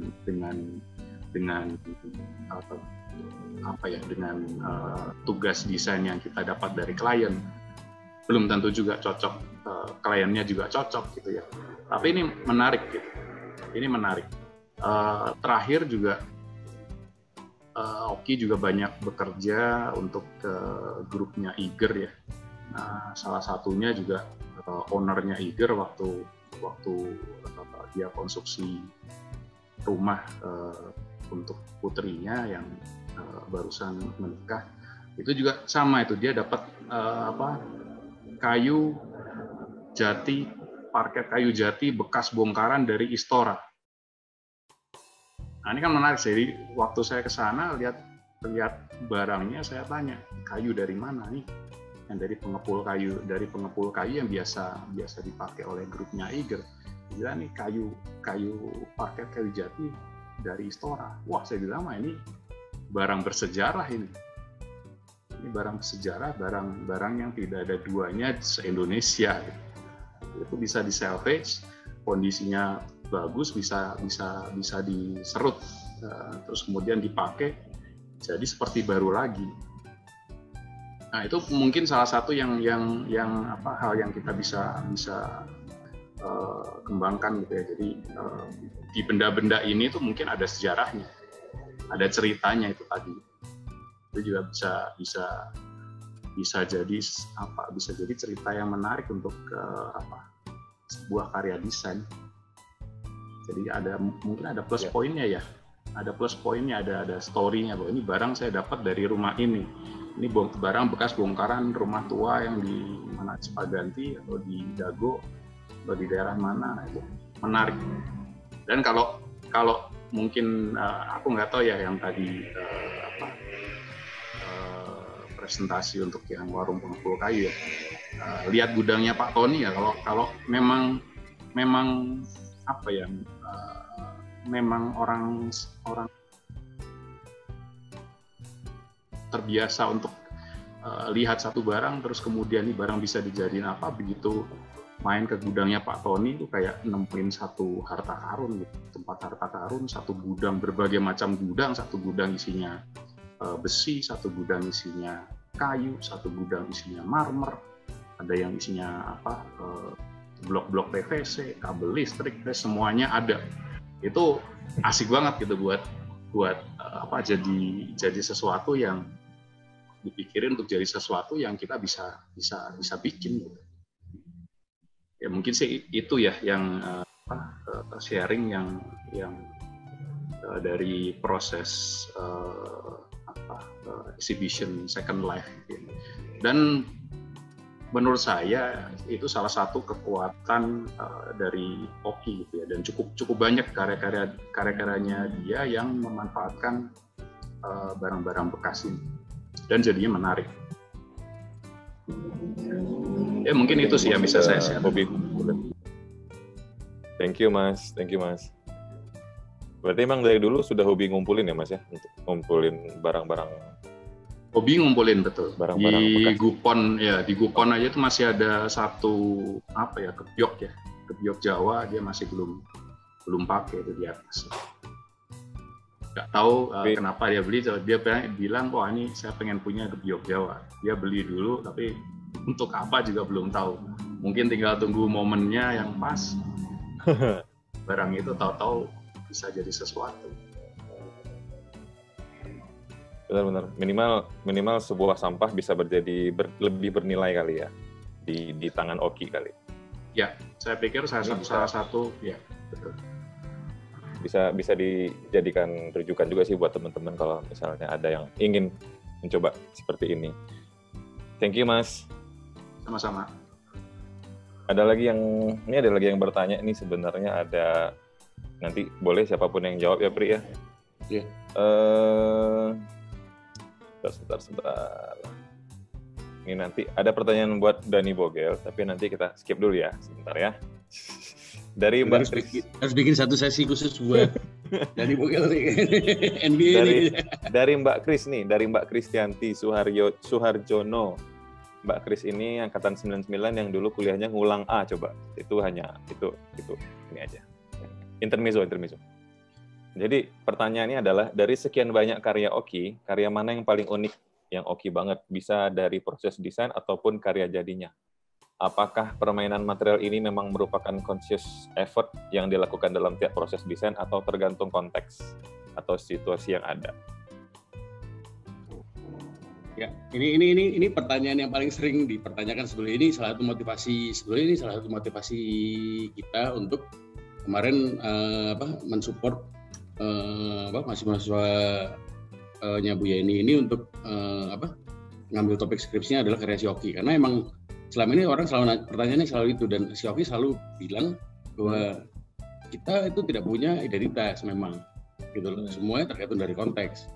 Ya. Nah, konteksnya per masing-masing desain, per masing-masing kasus itu berbeda gitu. Harapannya selalu berbeda gitu, karena ya itulah di situ kita bisa bermain-main dengan apapun itu ya, pemikiran gitu ya, dasar pemikirannya gitu, konsepnya gitu, materialnya semua gitu. Nah, kesempatan-kesempatan yang kita ambil yang ya kita sih pengennya nggak pengen ada orang datang pengen dibikinkan rumah gitu ya, saya pengen rumah kayak yang si itu. Nah itu yang kita nggak mau gitu, karena ya nggak seru dong gitu, nggak bisa main-main lagi gitu. Dan itu yang emang jadi akhirnya, jadi kalau ditanya ciri khasnya apa, nggak ada. Nah gitu.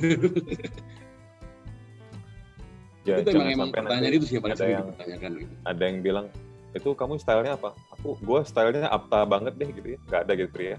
Iya, nggak ada definisinya sih. Nggak ada gitu juga ya Pri ya. Karena emang sebenarnya emang dulu waktu awal-awal waktu gue bergabung aja, itu gue juga mempertanyakan itu sih.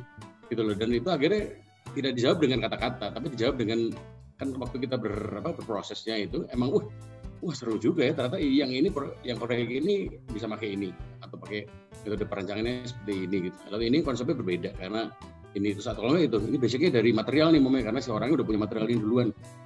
Beda lagi ya. Ya keseruan-keseruan itu yang membuat kita semangat terus untuk mendesain kan.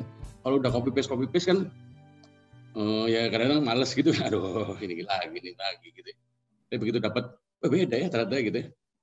Nah itu ternyata itu si Oki itu membawa itu menularkan lah ya, kesenangan mendesainnya. Dari dia memang menerima proyek-proyek yang nggak umum gitu. Yang ini beda nih sama sekali nih. Udah kita cobain aja, ajar aja. Oke, itu semangat itu sebetulnya.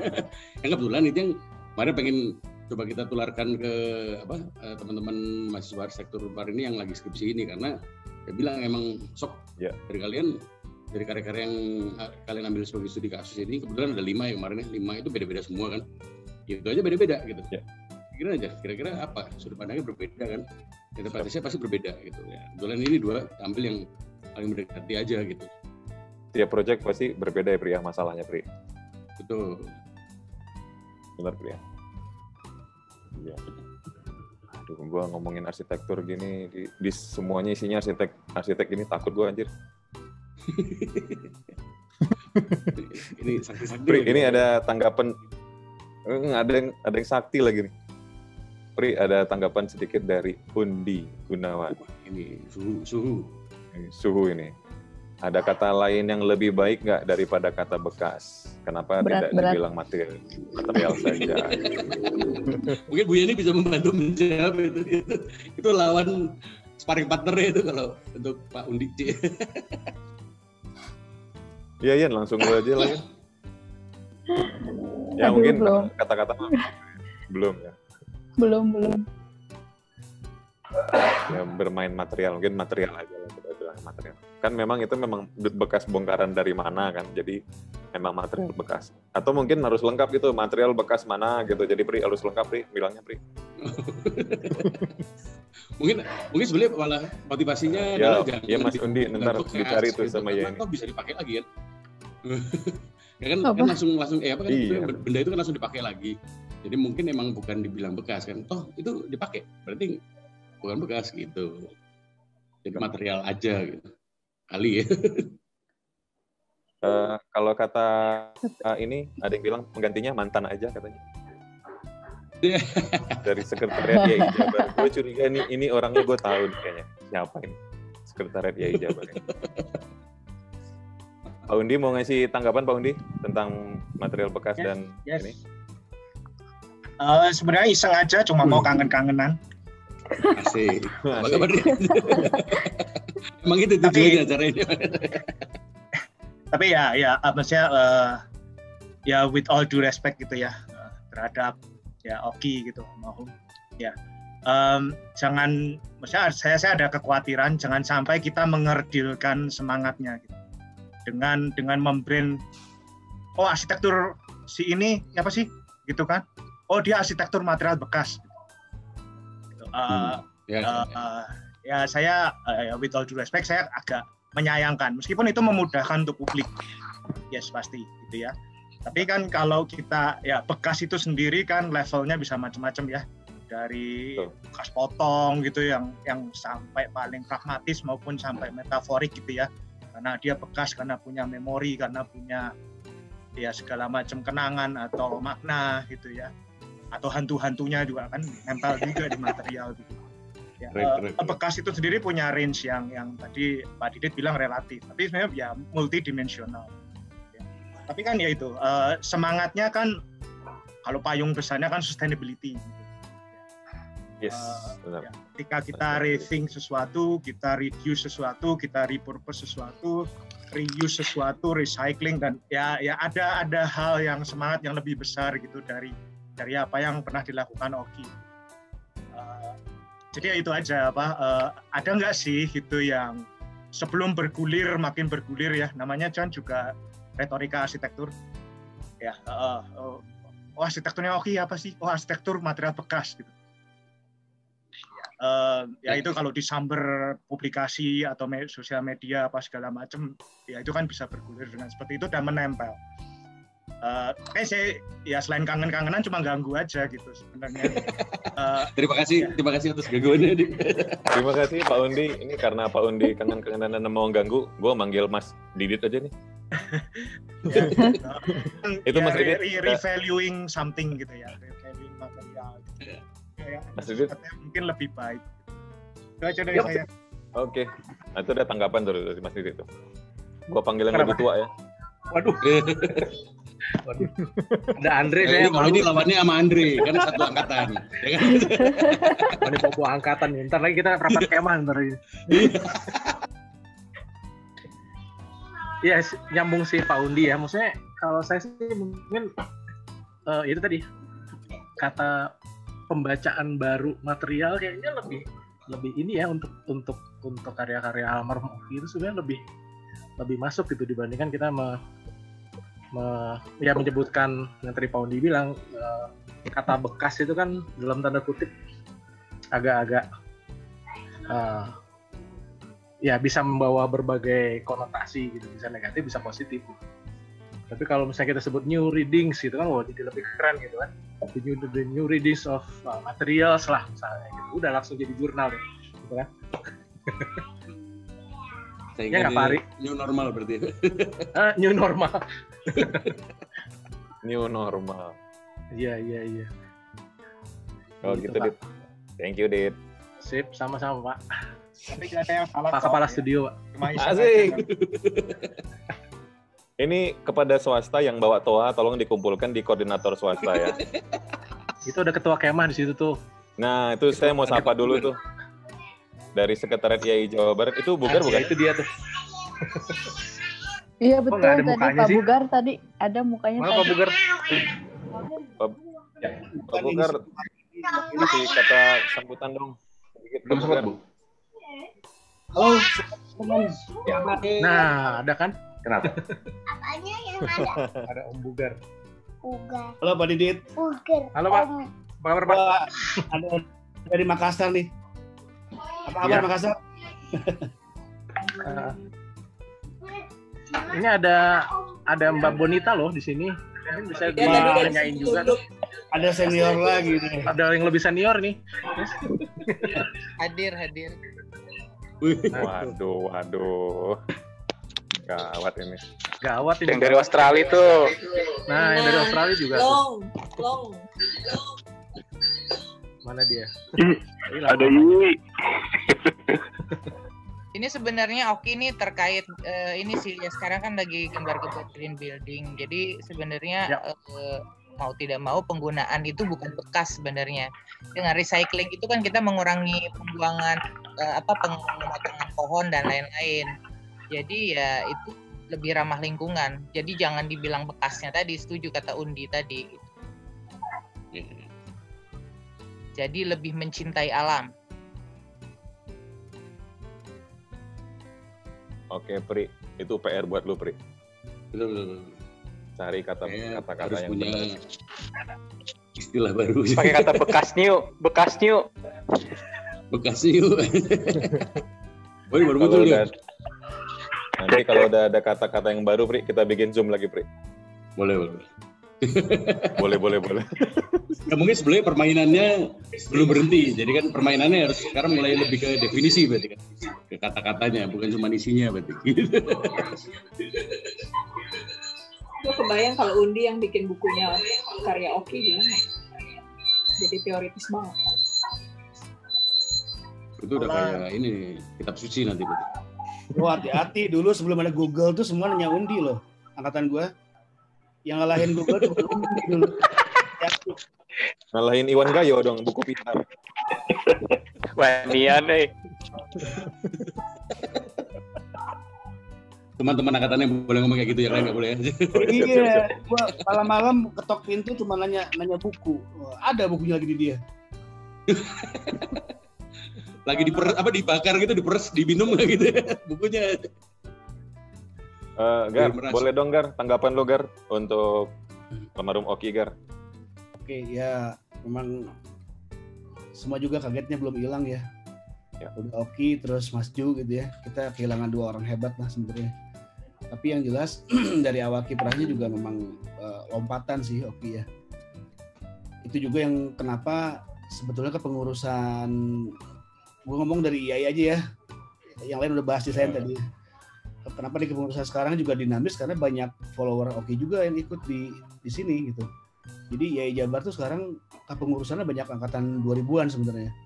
Jadi yang masih sisa 90-an tuh cuman ada 6 orang, sisanya emang dulu ada di apa ya, IAB ya kalau nggak salah ya namanya ya. Ya betul. Ya dulu kan emang agak IAI Jabar teh rada kolot ya gitu dulu ya. ngomong ada bonita nih, gue takut dilaporin gue. Ini live YouTube kok Gar, hati-hati Gar. Iya. Terus begitu Oki masuk ya otomatis semua yang di IAB, semua yang beberapa pemikiran-pemikiran yang mereka dianggapnya sempalan gitu masuk gitu. Dan sekarang kan buktinya lebih jalan ya. Jadi emang gue tahu itu orang nggak juga ikutin Oki, jadi followernya Oki di IG juga memang mereka juga punya harapan ya. Maksudnya entah ya dari sisi desainnya atau dari sisi dan memang dia emang welcome ke semua orang gitu. Saking welcome semua orang semua diiyain kan, Ri? Iya betul. Gitu. Jadi yang gue kenang itu dia selalu tidak mau melimpahkan kerjaan ke orang lain. Gue kerjain bisa kok. Gitu. Sambil dia mukanya yang udah merah padam gitu. Itu Itu sih yang gue kenal dari Oki. Tapi kalau di sisi desain sih emang dari awal juga dia juga nggak salah masuk AMI ya. Ada di grup 3 nggak salah. AMI generasi berikutnya bukan yang pertama ya pasti. Jadi emang sebetulnya ya dia diakuinya nggak cuma di kita, tapi di nasional juga udah cukup diketahui orang banyak. Gue inget waktu terakhir itu sempat itu sharing yang ini ya, Pri, yang kopi itu ya, masalah ya, Pri? Kopi, oh iya betul. Itu yang terakhir itu ya terakhir gue ngobrol di saat itu, habis itu ya nggak ada kontak lagi gitu. Ya memang kehilangan besar lah buat kita semua gitu. Mungkin itu sih dari gue. Selain yang ngemah dulu ya. Gitu, sip. Oke deh, Pri, masih ada yang mau nanya pertanyaan? Atau gue balikin ke Arifli dulu nih? Ya mungkin ada yang ini kali ya, pernah ini juga kali. Banyak ini kan sebenarnya banyak teman-teman nih pasti pernah ketemu langsung sama almarhum gitu ya, pernah lihat. Dan mungkin pernah kerja bareng ya beberapa ya, pernah ada di APTA juga, ada Mili ya, pernah di APTA juga. Itu ya, mungkin cepat bisa memberikan apresiasi juga ya. Soalnya kan kita coba ya yang kita bawa coba di acara ini kan sebenarnya kan dari orang yang nggak kenal nih, yang mungkin nggak ketemu sama sekali sama si arsiteknya gitu. Tapi dari karyanya bisa nggak keluar nggak gitu si spiritnya gitu, atau pola pikirnya seperti apa gitu. Aku mau ikut sharing dong. Ya, boleh, silakan. Sebagai adik yang dipungut oleh Oki. Adik. Tapi bener sih aku, sedih pisan. Tadi di belakang Japrian sama Bu Alif. Yang pasti belajar banyak banget dari Oki dulu sebagai anak unyil banget gitu ya, anak arsitek nggak ngerti apa-apa gitu. Yang aku pelajarin sih dari Oki bahwa ngedesain itu kan Oki tuh sangat passionate ya orangnya ya, passionate banget. Terus jadi sedih. Matiin malu. Coba sambil joget-joget. Ya pasti ngedesain itu passionate, saking passionate-nya sehingga kayak menghadirkan soul di setiap desainnya gitu. Dulu proyek pertama yang gua kerjain waktu kerja sama APTA itu adalah membuat kandang anjing dan kolam ikan. Sangat arsitektural sekali kamu. Tapi ini seriusan. Ini nggak boleh ngomong kasar. Iya kamu. Kayak kasar-kasar. Jadi waktu itu sama Oki diajakin nih Mil. Jadi ada dulu pengusaha apa ya lupa, pengusaha kresek gitu. Dia beli tanah 500 meter persegi khusus buat ikan dan anjingnya. Dan itu tuh yang saya kerjakan. Tapi itu even though itu hanya buat anjing dan ikan, kita tuh harus memahami ikan ini kenapa, cara berenangnya gimana gitu. Even anjing juga kebiasaannya apa gitu. Jadi kayak ngedesain itu nggak bisa ngasal. Jadi kayak bener-bener harus dipikirin bahwa ini tuh nanti akan dipakai anjing loh, nanti dipakai ikan loh gitu. Terus nanti yang mandiin anjing siapa segala macam. Jadi bener-bener itu yang sampai sekarang kebawa bahwa ngedesain itu nggak bisa cuman kayak indahnya doang, tapi secara fungsi juga memang nantinya akan berguna sih. Itu yang aku dapat dari Oki. Terus satu lagi, sampai sekarang kenapa aku jadi gue lah. Gue jadi sangat suka kegiatan sosial juga dulu gara-gara diajak Oki ikut jadi anggota Studio Habitat. Jadi dulu kita ngebantuin Habitat for Humanity bikin Studio Habitat gitu. Padahal ya gue juga dulu nggak ngerti-ngerti amat sih, cuman kayak ketika ada orang-orang yang nggak mampu berterima kasih hanya karena didesainin yang sangat simple gitu, kayak wow, it's a very special things. Dan jadi makanya satu kata yang gue selalu ingat dari Oki tuh jadi kayak good design is for everyone itu sih. Jadi kayak semua orang tuh semuanya berhak mendapatkan desain yang baik. Setuju. Makanya itu jadi gua kehilangan banget Oki sih. Jadi semoga inspirasinya terus bisa diteruskan. Udah sedih. Thank you Mili. Thank you Mili. Ada teman-teman lain yang mau menanggapi tentang karya atau pernah berkolaborasi sama Oki? Silakan, monggo. Nyambung yang tadi aja kali ya. Boleh Gil. Monggo Gil. Boleh Gil. Tadi jujur gue baru tahu ternyata proyeknya yang itu. Yang kedua dijelasin sama Josephine ya. Jadi saya nggak tahu ya, antara 2016, 2017, 2018 waktu itu pernah almarhum Oki pernah telepon, terus lanjut dengan WhatsApp, terus ngasih drawing bikin atap kayak gini. Nah ini kayak apa Gel gitu kan, lalu bisa dengan teknik apa yang bisa melibatkan penggunaan teknologi gitu kan. Lalu pada saat itu ya gue cerita bahwa oh ya ini kayaknya bisa, ini waffle sih kayaknya ya gitu kan, bisa memungkinkan pakai waffle. Terus dia nanya apakah Word gak di handling pakai parametric design pada saat itu. Terus jawaban gue waktu itu sepertinya tidak gitu. Kenapa? Karena masih bisa dihandle dengan teknik yang konvensional, dengan teknik yang ya dilakukan dengan tukang biasa gitu.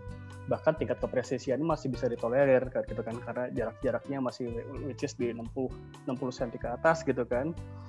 Lalu dia pakai multiplex dengan ketebalan yang masih bisa juga diatur, homogeneous dan sebagainya. Jadi pada saat itu Oki kayak minta konfirmasi gitu sama gitu. Berarti bisa nih dikerjain secara teknik yang normal dengan tanpa pakai parametric design gitu kan waktu itu. Terus ya gue jawab ya bisa sepertinya gitu, karena memang sangat bisa terkontrol dengan itu yang pertama. Terus ya baru tahu tadi ternyata proyeknya yang itu yang di Lembang itu, dan hasilnya ya sangat ya jujur ya, hasilnya pun juga tidak perlu dipakai teknologi computational design dan apapun gitu kan, dengan mempergunakan teknologi itu, karena memang dia bisa sampai juga dengan expertise-nya Mas Oki, dengan ya pengalaman dia, kejelian dia selama ini yang gue tahu bisa serapi itu pun juga sangat luar biasa. Terus balik lagi yang mungkin hubungannya sama yang tadi Mas Undi bilang juga gitu kan, penamaan material bekas gitu kan, atau apapun itu ya setuju sih, ada punya kecenderungan bahwa dia akan drive ke arah yang mungkin tidak, ya akan lebih baik lah dengan nama yang lebih baik gitu kan, sehingga jejaknya Oki bisa jauh lebih dilanjutkan lagi gitu. Nah mungkin itu juga yang related sama pertanyaan Yuli, apakah teknologi bisa dimanfaatkan untuk untuk isu yang Oki angkat gitu kan. Gua rasa sih bisa Yul. Jadi selama ini kita berpikir tentang recycle itu adalah masih satu proses gitu. Jadi dia punya siklus gitu kan. Dari katakanlah dari mulai ditanam, digunakan, dipersiapkan, digunakan, lalu tidak dipergunakan lagi, tapi ya ibaratnya karena memang performanya sudah berkurang atau memang ada kebutuhan untuk diubah gitu, sehingga dia harus tidak dimanfaatkan lagi. Nah tapi kan di satu sisi sebetulnya dia masih punya value gitu kan. Nah teknologi itu mungkin bisa dimanfaatkan untuk re-evaluating itu. Jadi mungkin ini menggabung-gabungkan nama ya kan. Kalau misalkan kita ngomongin tentang material kan masih punya value. Nah, kita bisa value. Jadi I-nya itu mungkin elektronik gitu. Jadi mengevaluasi kembali tapi secara elektronik, secara teknologi gitu kan. Sehingga kita bisa tahu performanya dia bisa cocok untuk performa komponen bangunannya seperti apa lagi gitu. Kira-kira gitu, karena partnya itu sebenarnya bisa dilakukan sekarang. Contoh di sini ada, kalau nggak salah di sini ada Sani ya. Sani udah melakukan reverse tuh di tesisnya dia. Jadi di mana dia punya project dengan kayu-kayu yang sistemnya kayak log, lalu direkam gitu kan, lalu dipergunakan sesuai dengan karakter si bahan dasarnya gitu, si raw materialnya. Mungkin itu juga sama, tapi yang kita manfaatkan adalah benda-benda yang baru saja dilepas dari bangunan gitu kan, yang barang-barang yang sudah tidak dipergunakan lagi gitu kan. Nah, lalu si teknologi bisa dipakai buat merekam itu bisa lebih cepat kan, artinya kan bisa pakai drone, bisa pakai apapun, di scan secara 3-dimensional dengan cloud system, point clouds gitu kan, lalu nanti dipetakan ulang kira-kira ini loh diinventarisasi gitu, oh ini loh geometrinya seperti ini, bentuknya seperti apa. Lalu nanti si tim ini bisa membuat itu dimasukkan ke dalam archive-nya, sehingga pada saat kita membutuhkan bentuk geometri dari material yang sudah digunakan itu bentuknya apa, kita tinggal calling si informasi tersebut. Oh, ini yang lebih cocok, ini yang lebih apa, lognya sekian dan sebagainya. Memang sih partnya ini seperti mendigitize ya. Nah, tapi memang mendigitalisasi sih. Ibaratnya benda yang sudah dipakai digitalisasi, direkam ulang gitu kan secara 3-dimensional. Lalu ditarik menjadi menjadi data yang kira-kira bisa dimanfaatkan oleh orang. Bayangkan kalau kita bisa mengkolek seluruh data-data benda atau material yang sudah tidak dipergunakan, lalu kita punya database-nya. Orang mungkin tinggal cari aja, masuk kayak ke Google aja, cari kayu bekas log sekian kali sekian dan sebagainya, ntar keluar ada bisa ambil 5 dan sebagainya. Dan itu related gitu. Nah, maksud gue adalah semangatnya oke, almarhum bisa dibawa ke arah situ gitu, dan kita bisa membuat sebagai satu sistem yang itu bisa jauh lebih dilakukan oleh semua orang gitu. Sekarang HP yang namanya HP ini hampir semuanya bisa lakukan fotogrametrik loh, memfoto tapi dia merekam secara 3-dimensional secara scan, memang dari foto gitu kan, tapi mungkin dalam waktu ke depan dia akan bisa melihat dimensi kasar. Dan setiap orang memegang si handphone ini dan dia bisa storing si data itu gitu. Nah, mungkin semangat itu yang bisa dibawa buat kebutuhan kita bersama gitu, kalau memang kita setuju dengan semangat ini gitu. Maksud gue sih mungkin teknologi bisa bermanfaat ke arah situ sih. Tapi tentu kita nanti harus mulai mencari tahu infrastrukturnya harus seperti apa, lalu siapa harus mengelolanya gitu kan, dan seterusnya. Gue rasa sih ya semangatnya oke, bisa kita upgrade gitu kan, bisa kita bahkan lanjutkan oleh yang muda-muda gitu, yang jauh lebih paham tentang penggunaan teknologi yang kekinian, dan ya manfaatnya bisa disebar ke siapapun, nggak harus di kota yang sama di Bandung aja gitu, tapi bisa di-sharing kemana. Bisa aja kan ada kebutuhan yang sebenarnya kita harus jauh-jauh keluar dari satu kota, kayak misalnya tadi ceritanya di Lembang gitu, keluar dari Lembang untuk mencari kayu karena tetangganya sendiri atau daerah lingkungannya sendiri ternyata ada yang provide, meskipun tidak dalam bongkahan yang relatif baru sekali penggunaan gitu. Kira-kira sih maksud saya ya gitu sih. Sip, Gil. Mbak Yuli ada tanggapan, Mbak Yuli? Mau nanggapin? Iya, sebenarnya itu tujuan pertanyaannya sih. Tadi itu pertanyaan mancing.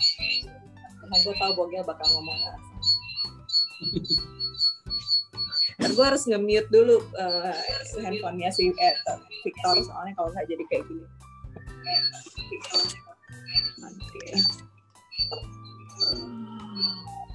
Kan liar pisan.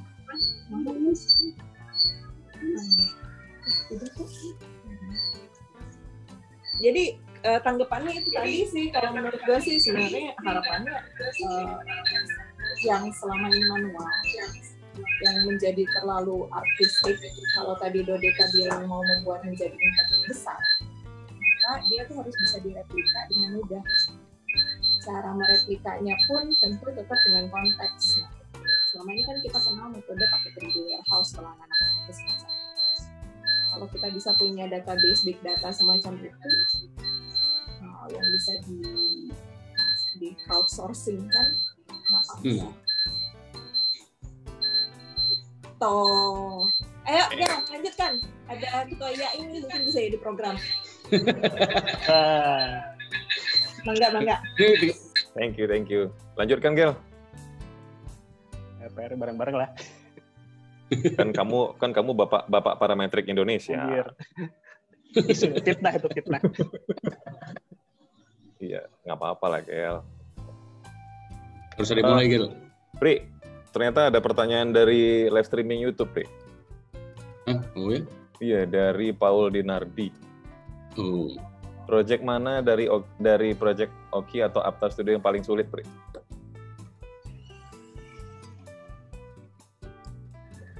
Paling sulit ini dari apa ya? Mungkin yang paling sulit dikerjakan. Paling sulit sih sementara ini sih masih Dusun Bambu ya, yang berjalan ya. Yang berjalan tuh Dusun Bambu lah paling sulit karena ya satu dari skala. Kebetulan terus sama keinginan sih, kebetulan kliennya itu juga punya visi yang sama. Nah, kalau dapat yang visi yang sama ini kan cukup menyenangkan ya. Tapi kadang-kadang kalau banyak gitu, idenya banyak banget. Nah, itu tuh pusing juga ternyata. Nah, itu yang emang mencoba jadi selain kita punya ide dan gagasan, kita harus juga merapikan ide-ide yang datang dari si kliennya. Nah, itu tuh harus bisa bisa match ketemu di satu titik yang sama gitu. Keinginannya banyak, kemampuannya juga banyak. Kan? Nah, kita juga punya keinginan, dia punya keinginan. Nah, itu tuh yang menyatukannya sebenarnya yang jadinya paling susah jadinya. Terus skalanya besar. Gitu. Sementara itu, Bri ya. Mungkin teman-teman saya buka satu pertanyaan terakhir deh sebelum kita akhiri, karena ada beberapa daerah yang sudah sholat maghrib, mungkin mau menunaikan ibadah sholat maghrib. Satu pertanyaan terakhir sebelum kita akhiri semua kenyataan ini. Iya, gue serem loh ini dengan acara ini, semuanya orang pinter-pinter gini, takut gue mau nanya apa. Ngeri. Satu pertanyaan, ada? Nggak ada kayaknya, Pri. Belum ada, Pri. Pri, mungkin dari Mbak Yeni sebagai pembimbing skripsi ya, Yan, ya. Lo mau ngasih kata-kata terakhir sebelum kata-kata terakhir. Maksudnya ada kesimpulan dari lo dan dari mahasiswa gitu.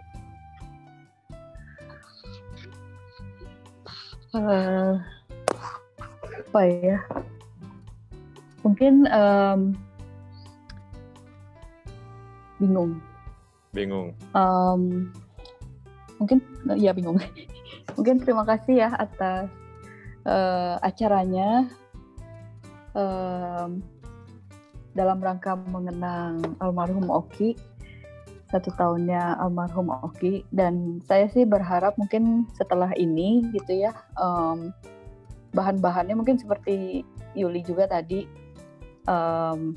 berkomentar, saya sih berharap bahan-bahannya tidak hanya masuk ke archive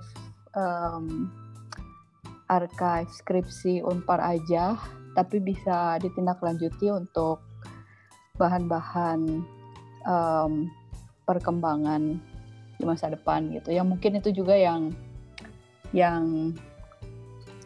diinginkan sama Oki ya. Saya dengar dari Pri sih, dia nggak pengen dianya yang lebih dikenang, tetapi dia pengen karyanya dan pemikirannya yang lebih dikenang. Mungkin itu aja dari saya. Dari yang lain mungkin silahkan. Pri, Mas Pri atau Mas Andre boleh, silakan. Andre. Masih ada? Oh, masih ada. Masih ada kayaknya itu. Mas Andre. Ya, siap. Monggo Mas, silakan Mas. Terima kasih nih buat Stefan sama buat Yosefin yang udah bersedia mereview ya dua karyanya Oki. Terima kasih juga buat teman-teman semua yang sudah hadir di acara Zoom-Zooman sore ini. Terima kasih. Saya pikir ini acara bagus. Mungkin Oki juga senang juga ya. Atau mungkin sebel karena dianya jadi bahan pembicaraan. Biasanya paling nggak senang jadi bahan pembicaraan. Ya, ke depan tadi Pak Bugar nanya Oki Kusprianto Award akan dilanjutkan atau enggak. Kita lihat situasi dan kondisinya seperti apa. Tapi memang spirit itu yang kita akan coba teruskan ya. Jadi sudah jadi mungkin legacy ya buat Yaintara, mungkin juga buka jalan juga. Intinya adalah kemarin dengan cara Oki Kusprianto Award kita bisa membuka pintu-pintu lain untuk berbagai kemungkinan, terutama untuk membuat membuat satu karya arsitektur yang bukan karya arsitektur sebenarnya, ini sih lebih basic dari karya arsitektur ya, jadi kita khusus membuat suatu produk peningkatan mutu hunian atau peningkatan mutu bangunan yang benar-benar bisa dirasakan langsung oleh masyarakat di perkotaan yang belum memiliki banyak akses untuk ke situ.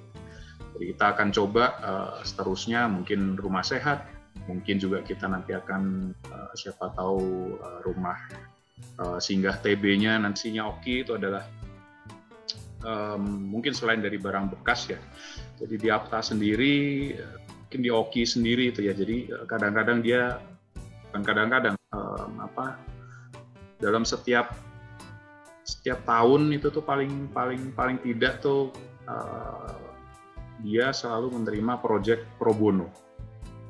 Jadi proyek yang sifatnya dia bantu orang tanpa minta bayaran.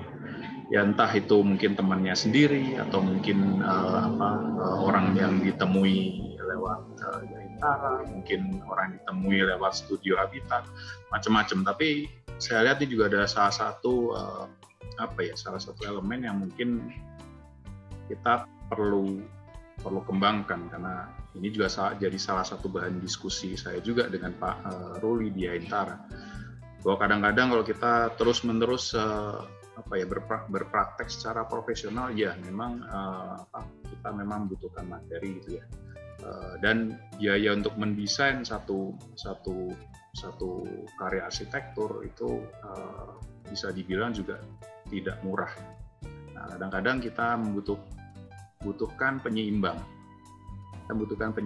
Jadi dari sekian banyak waktu yang kita habiskan untuk kita curahkan untuk merealisasikan proyek-proyek kita dengan klien yang membayar kita untuk melakukan desain, paling tidak kita juga bisa mendonasikan waktu kita untuk mendesainkan satu karya arsitektur, suatu produk arsitektur untuk mereka yang tidak bisa membayar kita.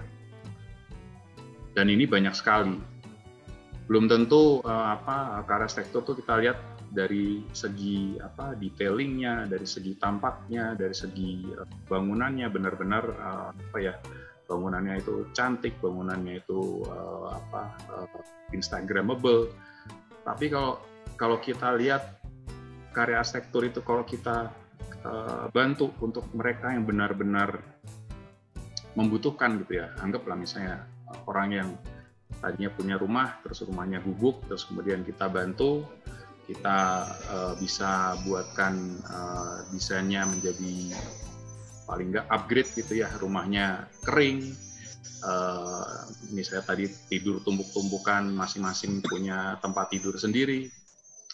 Dengan demikian juga mereka secara mungkin mereka bisa melakukan pekerjaannya di rumah. Nah itu kehidupannya tuh berubah gitu ya. Kehidupan klien itu tuh benar-benar bisa berubah. Jadi bukan sekedar klien konvensional yang mampu membayar kita. Nah ini kita bisa mengubah hidup orang. Itu yang saya rasakan dan mungkin ya saya anggap salah satu aspek di kehidupan almarhum Oki yang rasanya juga patut untuk diangkat. Jadi arsitektur pro bono itu yang mungkin salah satu, saya nggak tahu pertimbangan untuk Pak Pak Bugar untuk bisa membuat program ini. Ya, setahun cuma kita raise 20 juta, 30 juta untuk membuat satu bedah rumah, benar-benar satu karya yang orang bisa langsung merasakan, yang mereka tidak bisa membayar arsitek. Ya, mungkin itu saja sih sharing ya. Thank you. Terima kasih Mas Andre. Nyambung yang tadi sih sebenarnya berarti kita berterima kasih kepada almarhum Oki yang sudah mengumpulkan kita di sini. Biasanya orang baik mengumpulkan orang-orang yang baik lagi. Terima kasih Oki Kusprianto untuk sore ini. Dan ada satu atau beberapa tadi yang gue catat ya, ada dari Mas Andre tadi, arsitekturnya Oki itu bisa merubah hidup orang lain. Terus tadi juga ada dari Mili, good design is for everyone. Ya, thank you Mil. Itu juga mungkin nggak hanya Oki juga, mungkin itu bisa ditularkan ke kita juga, semua yang ada di sini, arsitek maupun mahasiswa arsitektur juga nanti. Dan satu PR lagi buat teman-teman semua juga ini, mari kita cari kata-kata lain dari material bekas. itu PR yang sangat berat sekali. Nanti akan saya bikin ininya juga nanti kuesioner.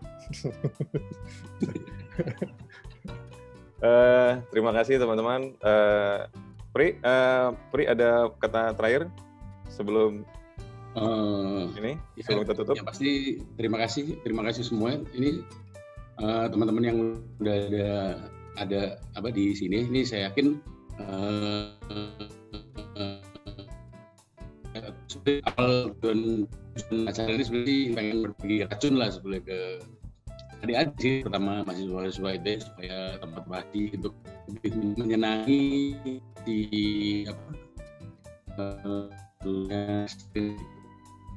ternyata mikir-mikir mereka, kita juga butuh dimotivasi lagi kayaknya sih, kita lebih semangat lagi gitu ya. Mungkin di kondisi yang sekarang virusnya ini semua negatif ya, kita coba berbagi ya. Si Oki itu coba berbaginya, pasti dia pengen menularkan virus positifnya ini ya, kesenangan dalam desain, dalam berarsitektur ini ya, semoga itu bisa buat kita semua ya gitu. Itu tadi yang kayak dibilang sama Fadlin juga, semoga ini ya ketemu dengan teman-teman sekian banyak, itu aja udah memberikan semangat juga kan gitu kan. Semoga nextnya di karya kita juga jauh lebih semangat.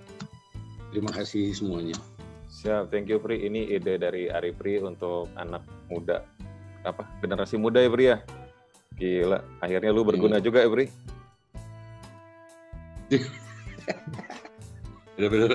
Bercanda bro Pri. Bercanda. Tapi serius bercandanya. Teman-teman, videonya dinyalain dulu dong, kita foto bareng lah. Udah lama nggak foto bareng nih, mau lumpain nih. Mas Didit. Yop. Ada Michael, Cecil. Ini semuanya anak Unpar bukan sih? Tapi bukan ya. Campur kayaknya. Campur sari ya. Kita juga bukan Unpar dari situ ITB ya sih. Parongpong. Universitas Cimbeluit. Unpar mah Cimbeluit lagi. Oh iya bener. Udah ada ini sendiri. Oke, 1, 2, 3. Aduh Gar, gak asik banget gaya lu Gar. Oke, 1, 2, 3. Thank you semuanya. Selamat sore semua. Terima kasih. Thank you hadir. Mohon maaf kalau ada salah-salah kata, salah-salah. Thank you semua. Thank you semua. Selamat sore semua. Assalamualaikum warahmatullahi wabarakatuh. Waalaikumsalam warahmatullahi wabarakatuh.